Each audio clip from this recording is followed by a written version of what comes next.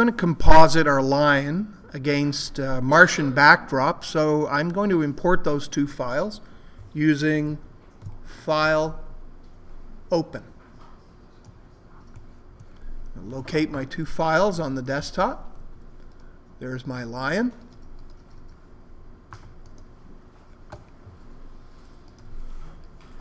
File, Open. There's my lion. And there's my Martian backdrop. I'm going to open both of those files. There we can see our subject matter with the very harsh lighting, a very strong yellow cast to the environment, it would look like, or a red cast from what we're seeing here. And there's our lion. I'm just going to tear the lion just by grabbing the top of the tab, just tear it and move it over here so we can see both images adjacent to one another. And then I'm going to use the Move tool up at the top of the toolbox to drag the lion into a layer on top of my Martian terrain. Now, we want to separate the background from the foreground. And we do this using a non-destructive technique called layer masking. It requires us to select either the background or the foreground object in this case. And previously we looked at a number of the selection tools and the techniques associated with them. We now have to make a decision as to how we're going to isolate the lion. Do we use the foreground object or do we use the background? Typically the rule of thumb is the thing that has the least amount of difference is probably best to select.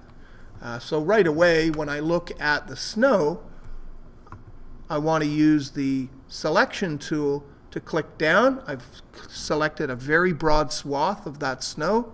Hold the Shift key down. I can select that. So I'm selecting the background in this case. Command D. I want to switch contiguous. Oh no, I want to keep that on. And the problem is the tolerance is too high. I'm selecting this background and it's going in and selecting parts of the lion. So I need to set that way down, maybe to about 20. Command D to deselect. And now it's selecting small swaths of the background. And it seems to be ignoring the lion, which is what I want in this case. I just want to kind of select around that lion without selecting him. I'm just using the Shift key to continually add to my selection.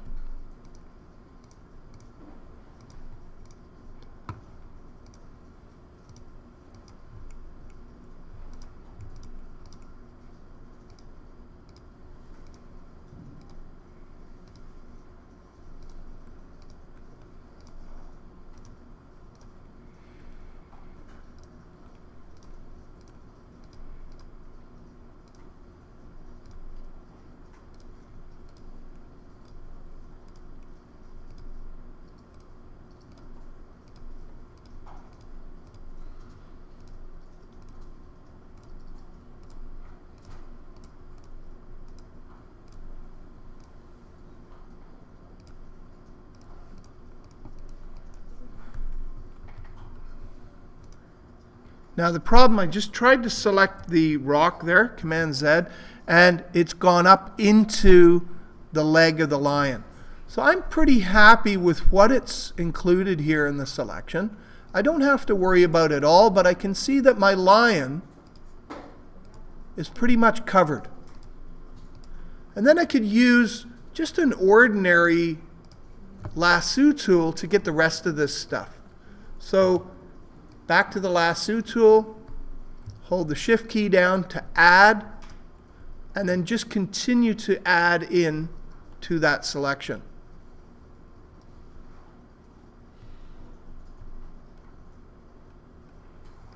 I want to go all the way out here because I want to include everything in that selection.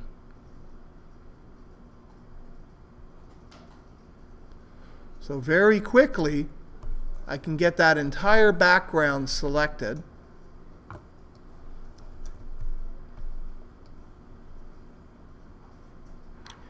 And including the rock. I want the rock separate.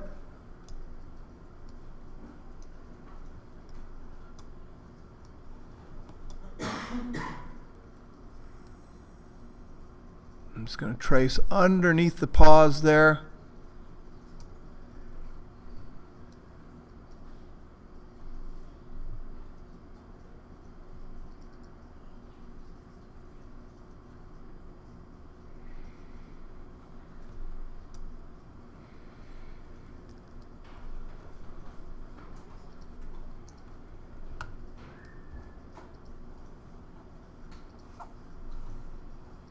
Now, I might well have exploited the color of the lion and gone the opposite route, maybe using the magnetic lasso tool to select the lion and exploit the fact that the coloring of the lion is so vastly different from most of the background that the lasso tool, or the magnetic lasso tool, would be able to do edge detection.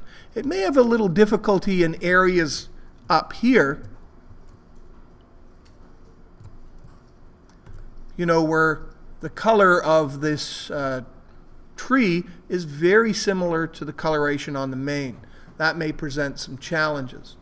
So at any rate, I've isolated most of that lion, and I could continue to modify this selection. So I'm just going to use a rectangular marquee here, use a shift key because I'm adding to that selection.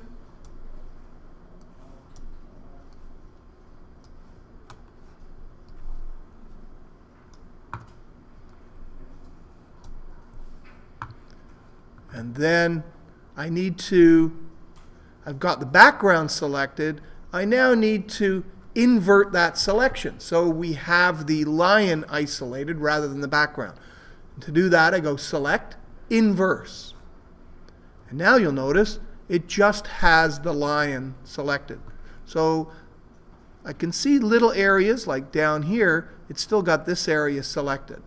So I would remove that just using the lasso tool and the Option key. And then I would save that. So Select, Save Selection, and I would save this as lion.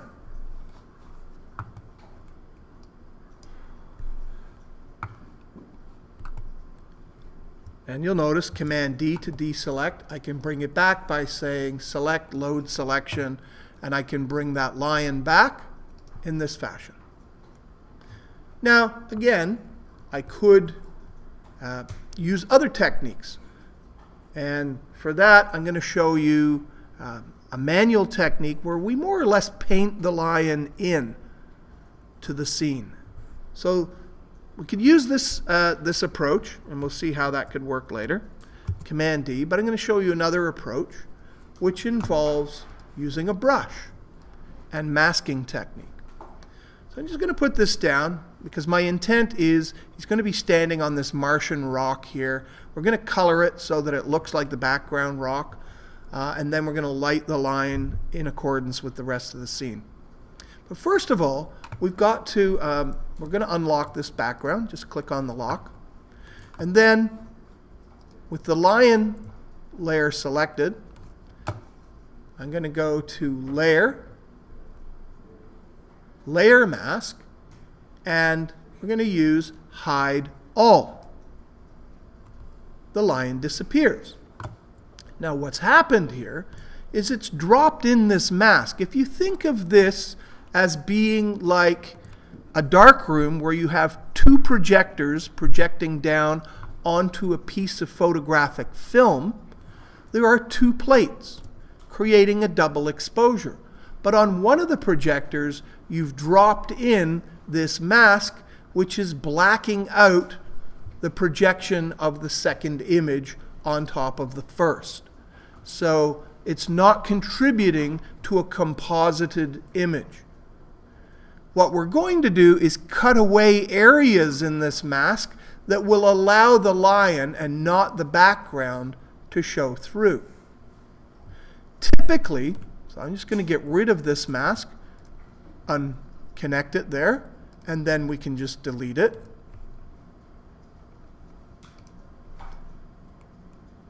Apply mask. We just want to delete it. Typically, when we would create a double exposure, it would look something like that. That's not what we want.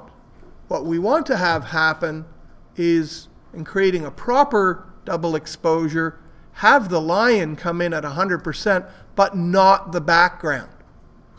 And so that's where the masking comes in.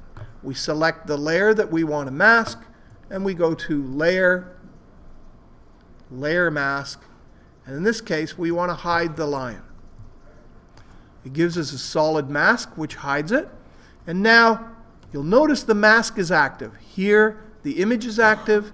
This is the mask active. We can tell from these corner details that it's active.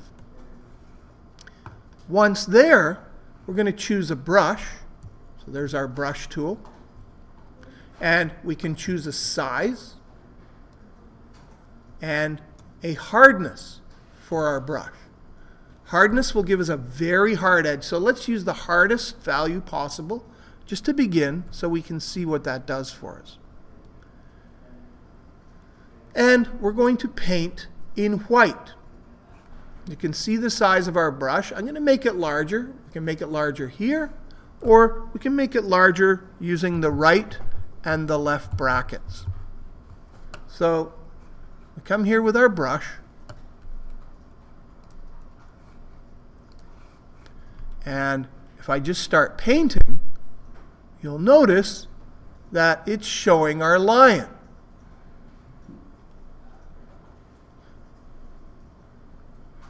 So none of the pixels are being made to disappear.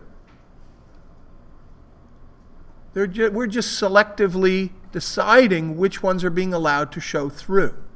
And so this is called layer masking technique. Now, you'll notice that it's giving us a very hard edge. This kind of looks like when you were in kindergarten and you asked your mom and dad for all their National Geographic and People magazines, and you cut out collages with a pair of safety scissors. You know, it's a very hard edge. How do you make it look more believable? Well, first of all, we could soften the edge of that brush. So in our brush, give it a very soft edge, and you'll notice that when we start painting with that, it's very much like that feathering that we saw earlier. And it's bringing that in very gradually.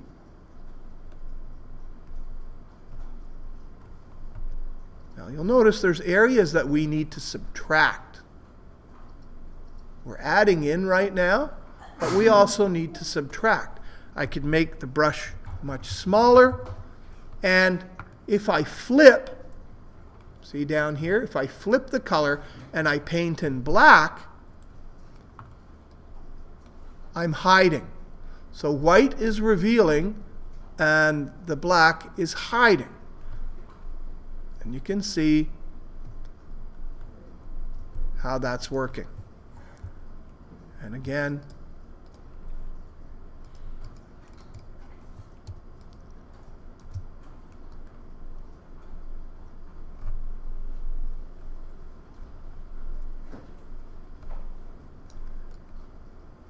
so we want to create a selection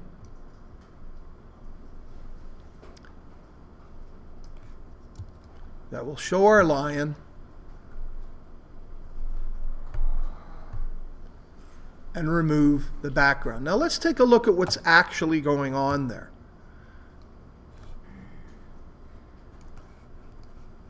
First of all, I'm just going to bring that lion in as much as I can. Command 0 to zoom out. Oops. I want to flip it. Keyboard shortcut for flipping the foreground and background colors is X. So you'll notice I'm now painting in white. I just want to find where the edge of that lion is. Paint the entire thing in, just very quickly. Bring it in.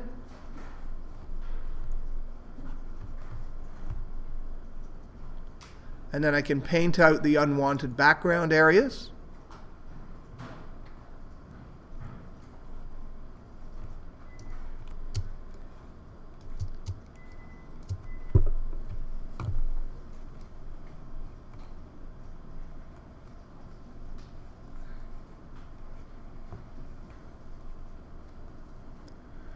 And that's pretty good right there. Now, X to flip the color, left bracket to make this a little bit smaller, and I'm not going to sweat too much detail here, just for time, but you can see we can come in here and we can get very detailed. If I zoomed in,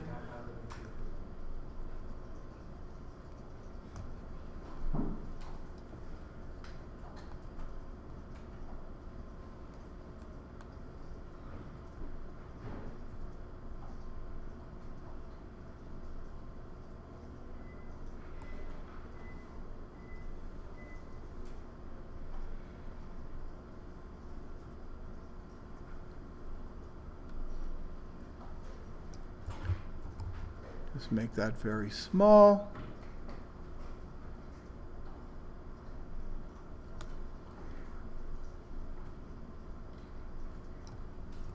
Right bracket, bring that up in size.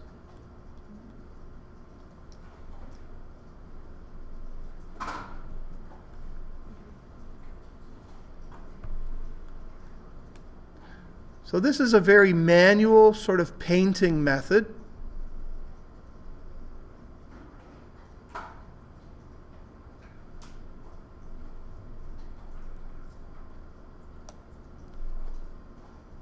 And that can be pretty effective.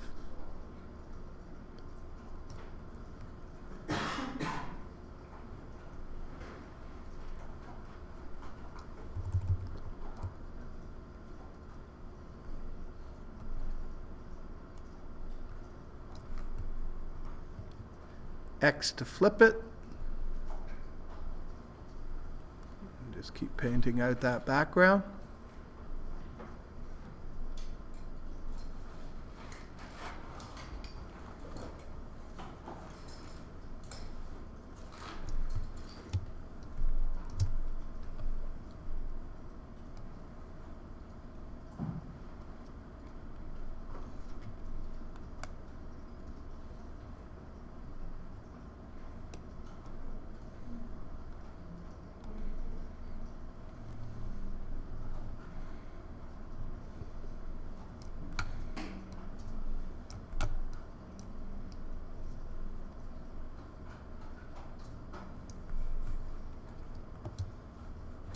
And then I'm just going to make that brush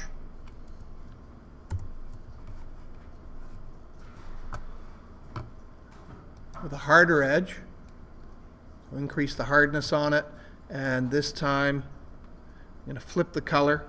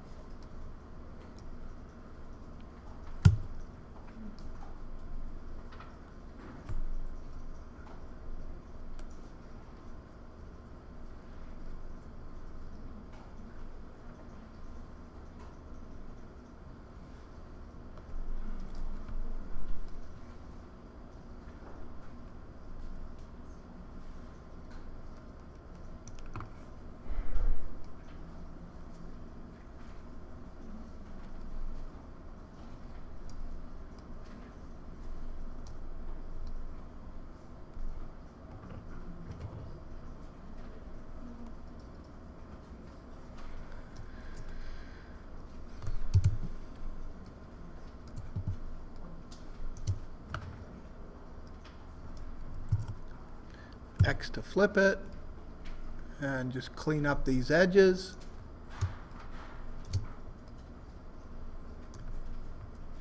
X to flip it again, and just solidify these edges of the leg. So you can make all these adjustments on the fly. And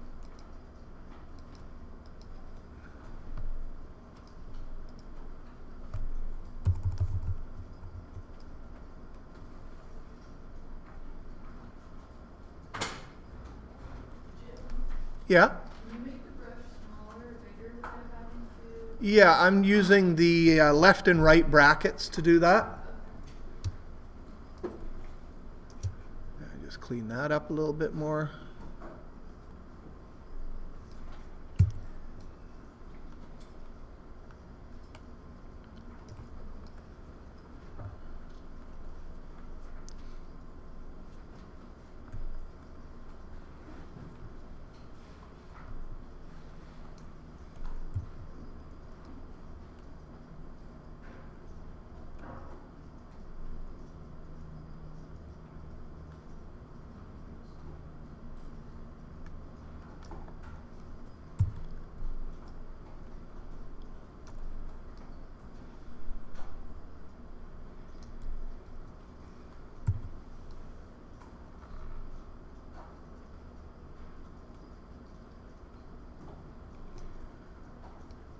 So you can see, you can get as detailed as you want.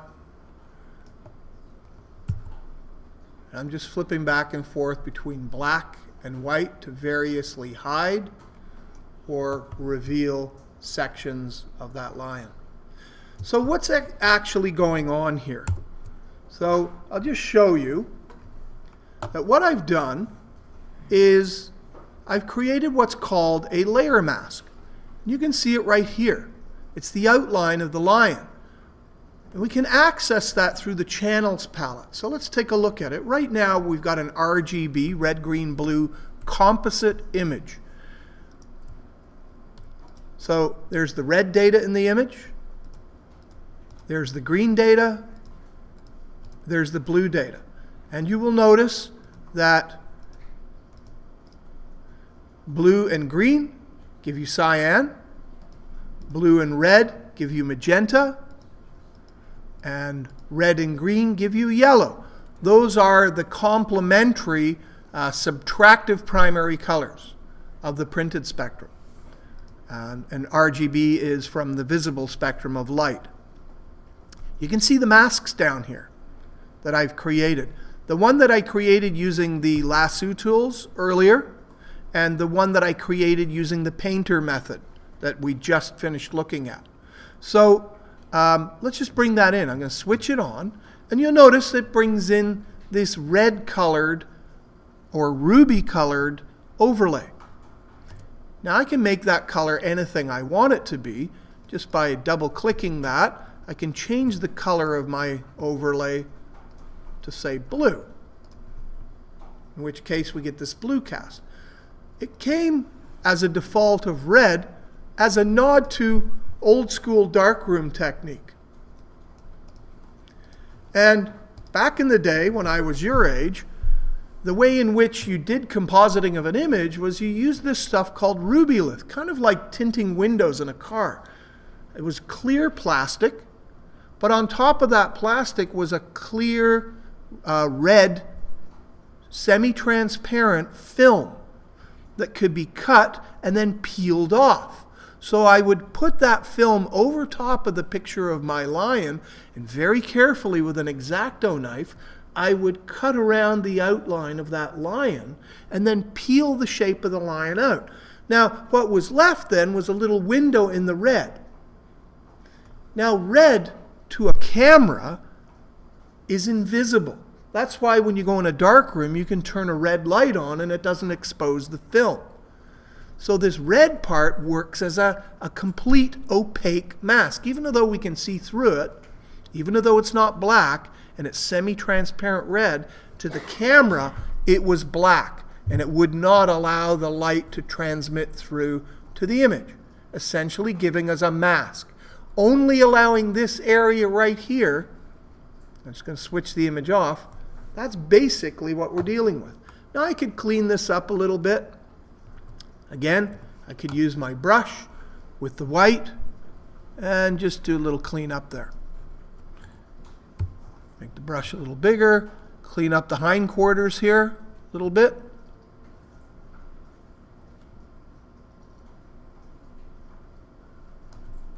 X to switch to black, just clean it up here. I can see, little bits and pieces showing through. And so we could do a little cleanup in that fashion. That's all that's going on here.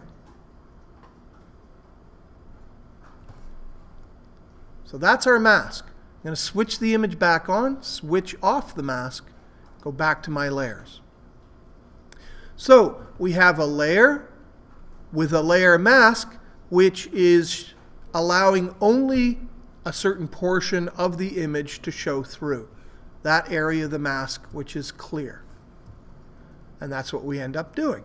Now if I do edit, transform, there's a number of transformations. I could scale this, rotate it, skew it, distort it, give it perspective, and so on. Or I could just use free transform, Command T. And that would allow me to scale that up or down depending on the requirements of the image. Because you want to make sure that the lion is in scale. Now it's in the foreground, so we would expect it to be much larger. If I were to move him further into the plane where the astronauts are, I would reasonably expect to scale it down a little bit. But he's in the foreground. We're going to keep him fairly large. Just move him off to the side. But what I wanted to show you there was that when you transform, the mask also transforms. It moves and scales and rotates with the actual object. And that's because they're linked together right here. If I broke that link, the image would scale and the mask would stay the same. That would look very strange. Once I've scaled it and positioned it, I'll just double click down to commit to that transformation. And now we need to do a little bit more work. We need to balance this. It looks completely out of place. First of all, the rock is the wrong color. So right off the top, I need to address that. So I'm going to color the rock. Now we use a combination of masking technique and applying an image adjustment. Particularly, we're going to adjust the hue and the saturation of just the rock. So I need a way in which to adjust the color and isolate the color change in the lion image just to the rock. And the way in which I do that is by going to the Layer menu and choosing New Adjustment Layer, Hue and Saturation. Now,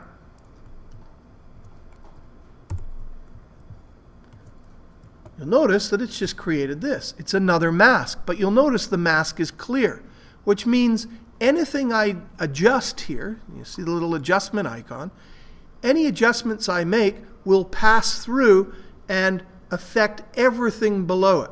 So let's see what that means. If we look up top, we can see the adjustment sliders. I can change the hue, and you notice it's changing the hue of both the foreground and the background image simultaneously. Well, that's not what I want. I want to isolate it to only being on the lion layer. And the way in which I can do that is by moving over top of the layers right into the intervening space between the two layers and holding down the Option key. And as soon as I see this icon here and I click down, it commits the color change only to the layer immediately below it. So you'll notice now, as I change my hue sliders, it's only affecting the lion. But I don't want the lion to change. I only want the rock to change color at this point. So how do I do that? Well, I need to isolate using masking. So first off, I'm going to fill this mask. Notice it's currently selected. I'm just going to say Edit, Fill, and I'm going to fill the mask with black. So it's just like our first mask down here. It's completely stopping the color adjustment from happening to that layer. What I need to do now is paint out the area that I want the adjustment to apply to. So I use my brush, I switch to white. I'm just going to zoom down in here because this is where we're going to paint. And I'm going to paint in white, right along here. And you'll notice as I'm doing that, it's applying the color only to this area. It looks as if I'm actually painting in red right over top. I'm not.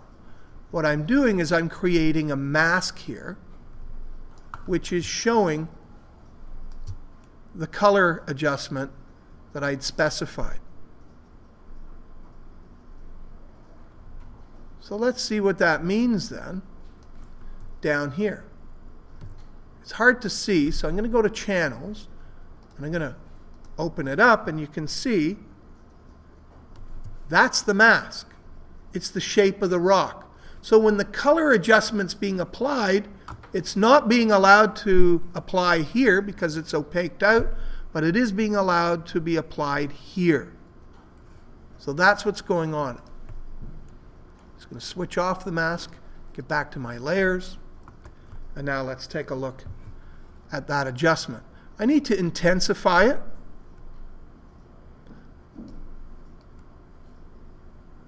And I think this brings it more in line with what's going on in the background. So it looks like it actually belongs now. And again, if I'm painting in white on that mask, got to make sure I'm painting on the mask, so I selected the mask. And now painting in white, I can allow that color change to be applied across that rock. Now you'll see how well that rock now integrates with the background artwork. Okay, let's do a color change to the lion as well, because presumably they're in the same environment. So to make it kind of match what's going on, we want a kind of reddish, maybe even a yellowish hue, like we're seeing here on the astronauts. We would expect to see shadow here and highlight on the very fringes and maybe the edge of the hindquarters. And the rest would be much darker. So let's create an adjustment for a highlight. So again, with this layer selected, I'm going to say New Adjustment Layer, and let's do Brightness and Contrast. And I'm just going to call this Lion Shadows. And you'll notice there's nothing on here right now, so everything I do is going to apply to the image.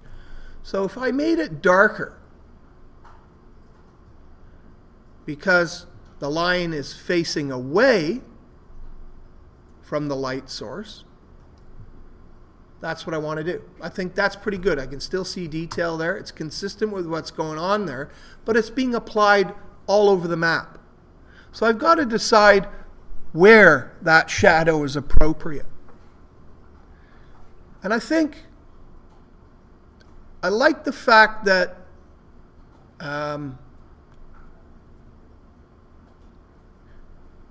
what I'm going to do is fill that,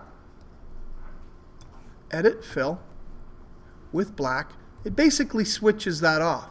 But now when I paint in white, I'm determining where that shadow is being applied. And I want a nice soft brush. So hardness, set it to 0 so that I get a nice dissipating edge. So the idea is, that maybe parts of the mane would catch some of that sunlight.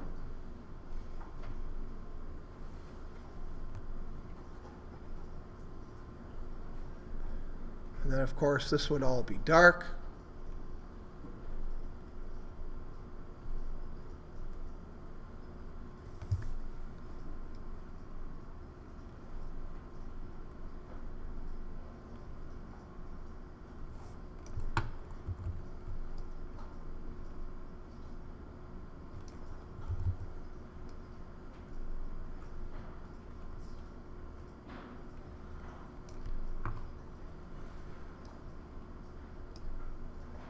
So you can see what I'm doing here. And it's entirely possible that Buddy here would cast a shadow, right? Consistent with the rest of it, of course.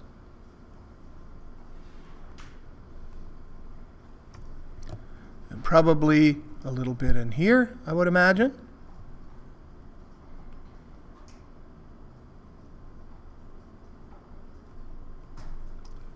And you can see now I'm starting to help sculpt that reality.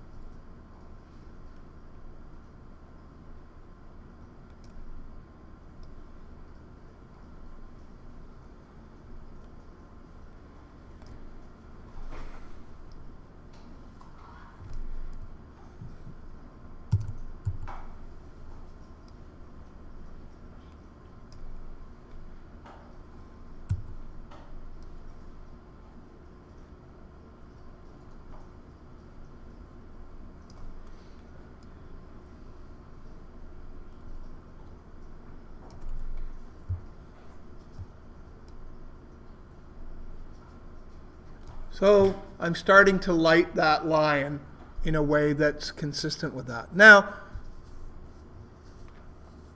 I'd also want to create perhaps a color cast. So let's do another one. Layer, new adjustment layer, hue and saturation. So we'll just call this lion color cast. And we've got that. And let's shift the hue and saturation. Whoa, that's a bit too much. So I'm just going to punch the saturation just a little bit. And then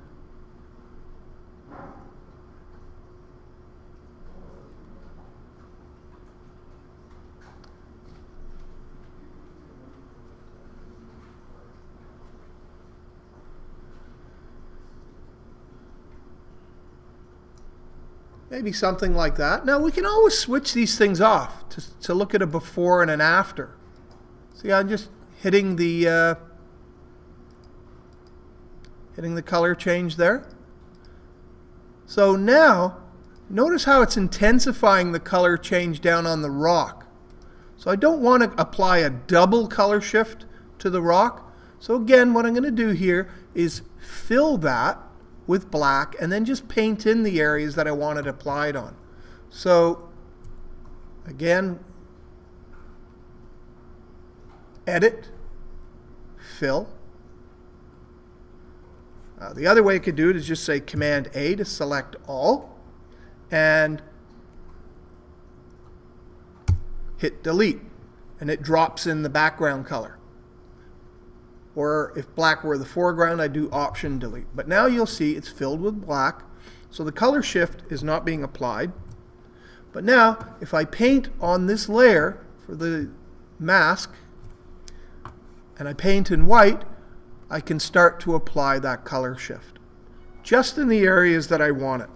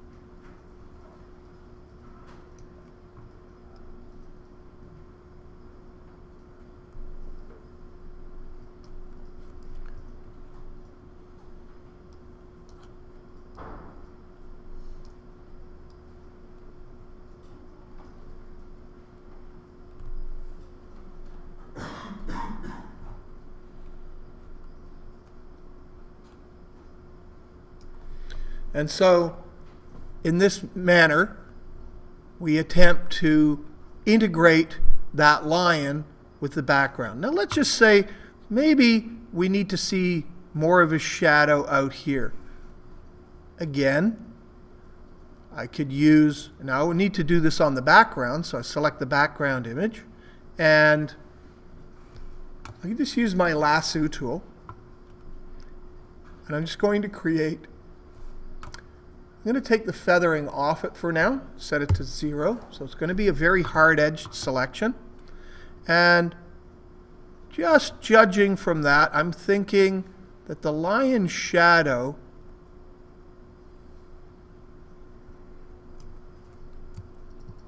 may follow this contour.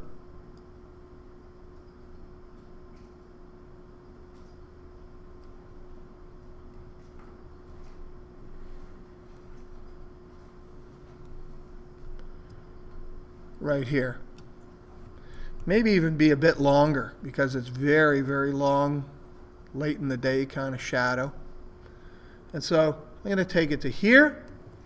And in this case, I'm going to create, so I'll just go to Layer, New Adjustment Layer, and I'm going to use Brightness and Contrast again.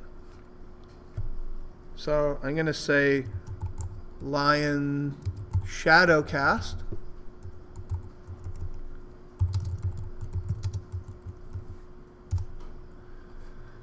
And this is going to be on the background image. Now you'll notice what it did right away, based on the selection, it created a mask for me automatically. Just so you can see that.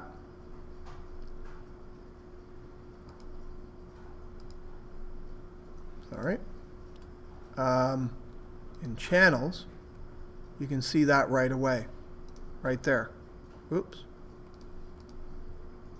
So just, I made that selection, and then when I created my adjustment layer, it automatically created a mask based on that selection. So I'm just going to switch that off, go back to my layers. So now, with that brightness adjustment, I can make it darker, and you can see that it's making a shadow in that area.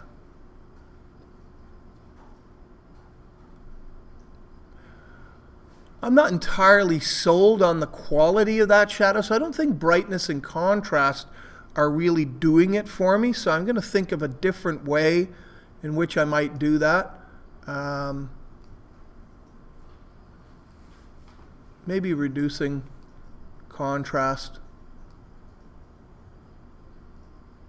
No, I don't think that that's very satisfying how it's creating that shadow for me. And so anyway, I'm just going to leave it. But I'm going to show you something that you could do with it. If we go into channels, I'm just going to open it up. I could take that, and because it's got such a hard edge, I could even blur that just by using filter, blur. There's a number of different blur filters that we have. I'm going to use Gaussian blur. And I could blur the edge of that shadow just to give it a more dissipated look. So let's see how that plays out in here. Notice it's spreading the shadow out and making it look a lot more dissipated. That's not consistent with what we're seeing here. So I need to figure out a different way to do this shadow. And so I'm going to go back to my layers. I'm just going to get rid of that shadow cast effect. Just completely take it off. Instead, what I'm going to do is I'm going to create a new layer. So I'll just generate a new layer down here. And on that layer, I'm going to create an object. And the object is going to be the shadow. So I'll just kind of wing it.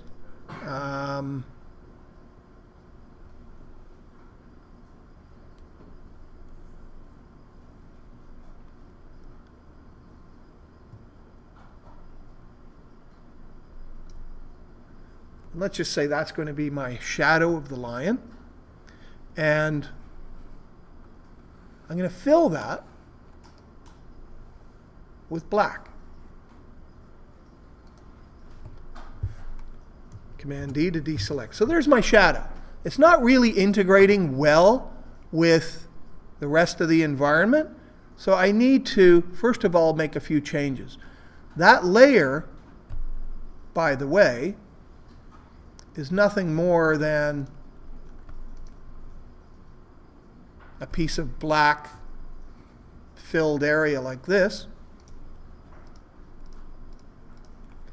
And I'm going to select that layer and I'm going to multiply it.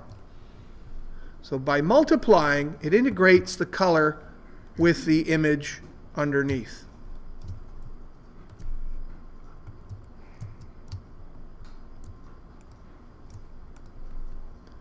Now when I look at that, I can drop the opacity down so that it's at a level similar to the other shadows.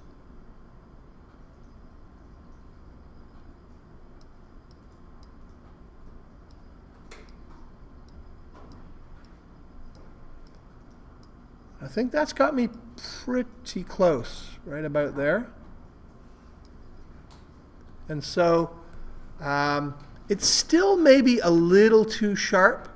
So again, I could select this layer and I could blur it, filter, blur, Gaussian blur, and you notice I can see it live. Less blur, more blur. Less blur.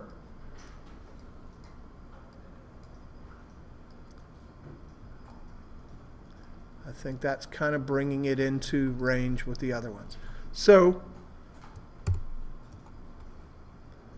we've brought the lion in. We have the lion shadow. And that seems to be consistent with what's going on there.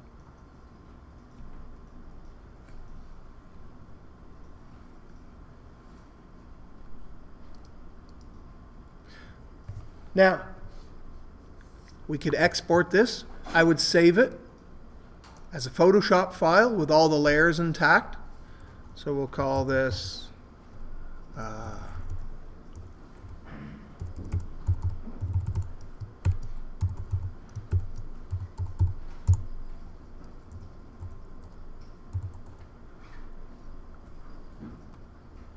just going to save that out to the desktop. And then I could just save out, File, Export, just do a quick PNG of that file to the desktop for submission. I'm just going to bring in the other background. And there's a reef system there. And again, just tear it off. I'm just going to drag it in here. We can see we're now putting our lion in a very different context than we had before. And so if this is a sea lion, we'd have to light him in a manner that was consistent with that environment. So as we transition from one to the other, we need to think about how we're colorizing all of these elements again. So in this case, the color cast cannot be applied with the red. And so I would need to opaque that with my brush, painting in black, and get rid of, whoops, Command Z, I got to make sure that I'm on the mask for the color cast, and I need to opaque that just to remove any color cast that I'd applied. So I need to be painting in black. You'll notice that it's removing the color cast right down the line.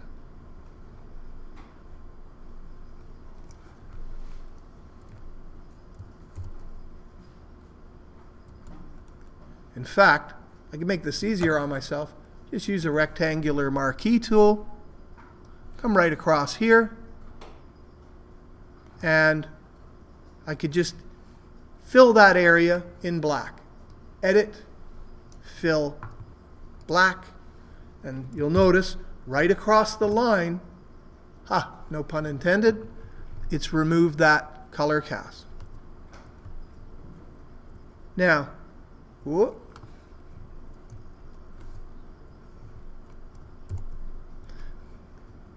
I also want to change the hue saturation on that rock. Instead of having it red, it needs to be more in the blue range because we're now underwater. In which case, that looks pretty good. And now I got to apply a color to the lion. So I'm going to apply another color cast.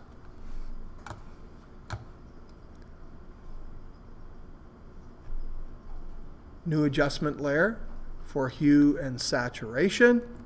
I'm just going to call that sea lion color. And we're going to make it, remember, it's got to be indented, so hold the Option key down. So it's only being applied to the lion. And shift the hue into a bluish kind of range. I don't want to apply it to the entire lion, so I need to, again, I'll just use a rectangle marquee tool right here and select this area and then fill that with black. You'll notice that the color shift is only being applied to this bottom half down here. So the lion now looks like it belongs in two environments simultaneously. And notice the shadow here. So the area where I'd created the lion's shadows are fairly consistent. But again, just going to select that mask, and with the brush, if I'm painting in black, it's removing that shadow. So I just want to create more of an aura here on the legs because of where it's being lit from. If you notice, the lighting is behind and above the lion. So I would expect that more of this stuff was lit quite bright into this area. And so I'm just making that adjustment.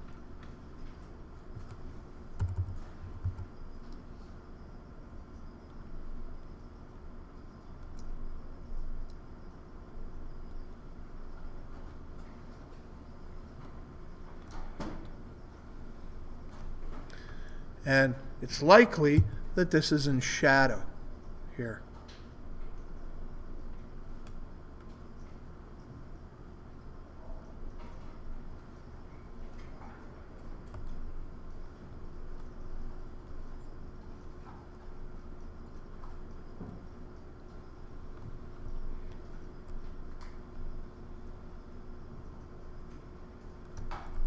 So there's our lion existing in two places simultaneously.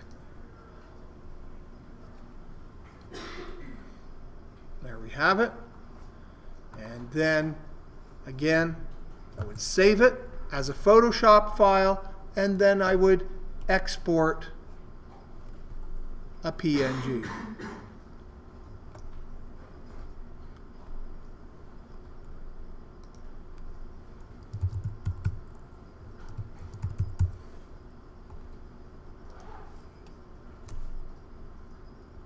So it's existing in two worlds simultaneously because of the way in which we've lit the subject matter and changed its color cast.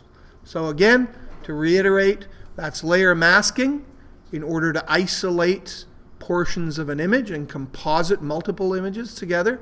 And then we use layer adjustments, which uses a combination of masks and image adjustments. So we can change things like brightness and contrast or hue and saturation, to name a few. And that's it. Thank you.